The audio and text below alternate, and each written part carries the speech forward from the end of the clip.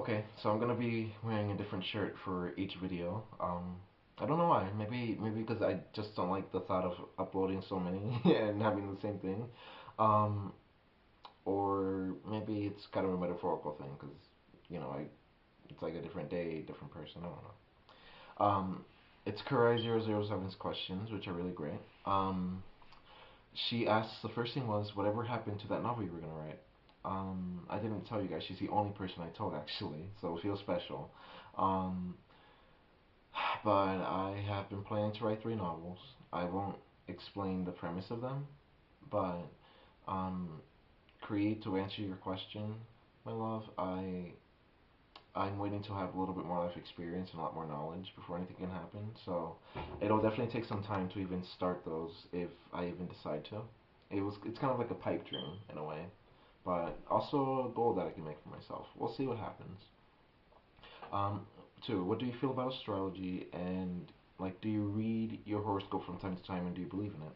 I don't believe that astrology exactly is like a moral compass or like some sort of event planner um, sort of thing, but I definitely like identify with Scorpios so well that I think that there's some sort of like maybe legit quality to it. That might be wishful thinking, but I think I do it more for fun.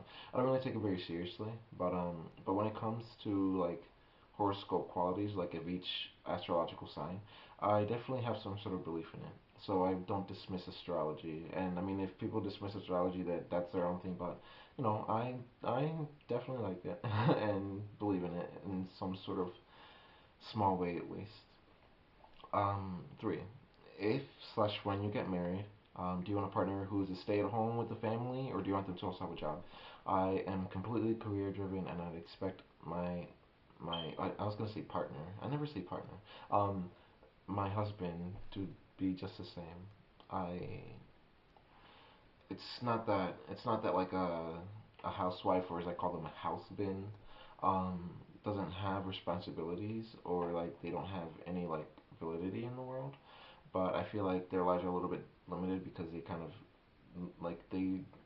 set themselves up just to be like this domestic sort of like person, as opposed to someone who goes out and gains their own perspective from their own experiences and um, kind of sets some of their own experience instead of relying on the other person's. Because I always wondered, like, if the whoever's making the money, if that person dies, and you don't really have much, you haven't had a job in 10 years, and blah blah blah. I just don't think that's always the smartest idea to do. But I'm not discrediting what anybody a stay-at-home parent does, because I mean, maintaining a family and like keeping everyone sane while kind of giving up some of your own sanity is something that I wouldn't even be able to like start to do at this point. So there's definitely a lot of respect that goes there. But I think that everybody should go to, I guess, what my family refers to as the outside world, and kind of have hold their own maybe. But that's just me. That's just me.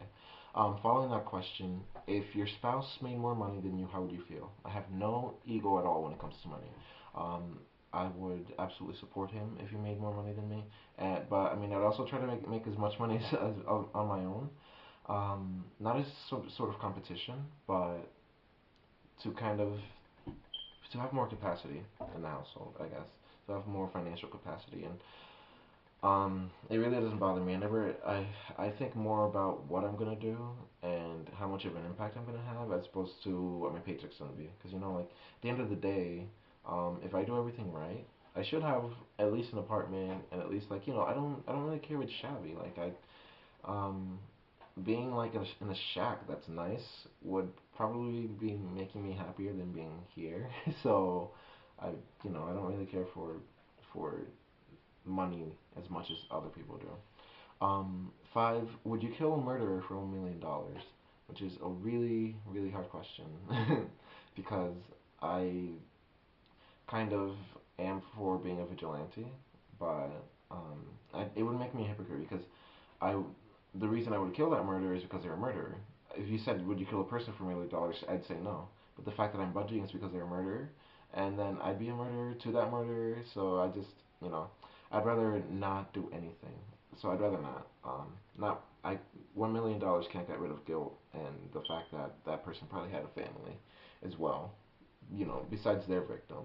But your favorite sex position, and do you prefer to give oral or receive? Well, as you know, I haven't penetrated just yet. You know, it's coming.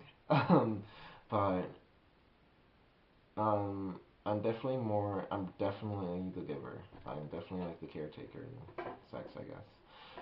My favorite sex position. I know you guys are gonna say I'm boring as fuck, but there's something so intimate about missionary. I think, well, between two guys, because like between a girl and a guy, I don't give a shit.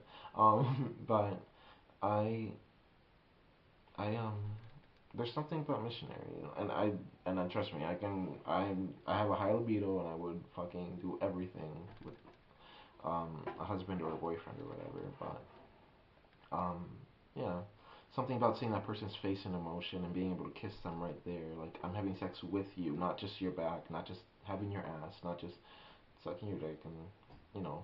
I guess missionary will kind of be my answer for now. I don't. The thing is I'm not thinking about it too much, so I'm gonna go with missionary. Um, do you prefer to give oral or receive? I prefer to receive it.